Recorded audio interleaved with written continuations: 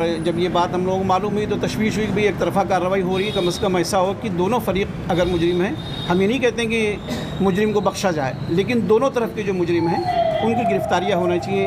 अभी तक जो गिरफ़्तारी हुई है वो सिर्फ़ एक फ़िरक़े की तरफ से गिरफ़्तारी हुई है और गिरफ़्तारियाँ एक तरफ से हुई है, FIR सिर्फ एक तरफ से हुई है, दूसरे तरफ की FIR नहीं होने पा रही है, इसलिए कि वो लोग खौफ से अपने घरों को छोड़ के जा चुके हैं। वो थाने भी नहीं पहुँच पा रहे हैं कि थाने जाएँ, जा कर के अपनी FIR को दर्ज कराएँ।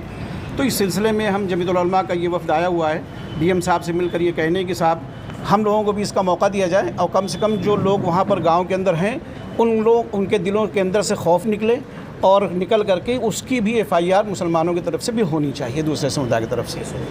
और एसओ बल्दी राय ने जो काम किया कम से कम उसके ख़िलाफ़ तो कार्रवाई होनी चाहिए, जो बात उन्होंने की है प्रशासनिक कार्रवाई उनकी होनी चाहिए।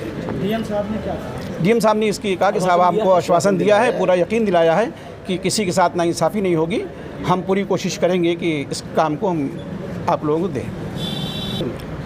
जो भी है आप लोग जिलाधिकारी कार्यालय इब्राहिमपुर वल्लीपुर में मूर्ति विसर्जन के दिन अजान के वक्त DJ बज रहा था, विसर्जन होने के जा रहा था और मूर्तियां जा रही थीं, लेकिन मस्जिद के पास रोक करके 1 घंटा बज रहा था।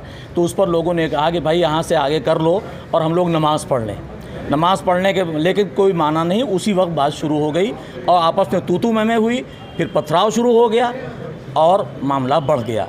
मामला शुरुआत किसी भी तरफ से होती है, लेकिन जब होता है तो दोनों तरफ से होता है।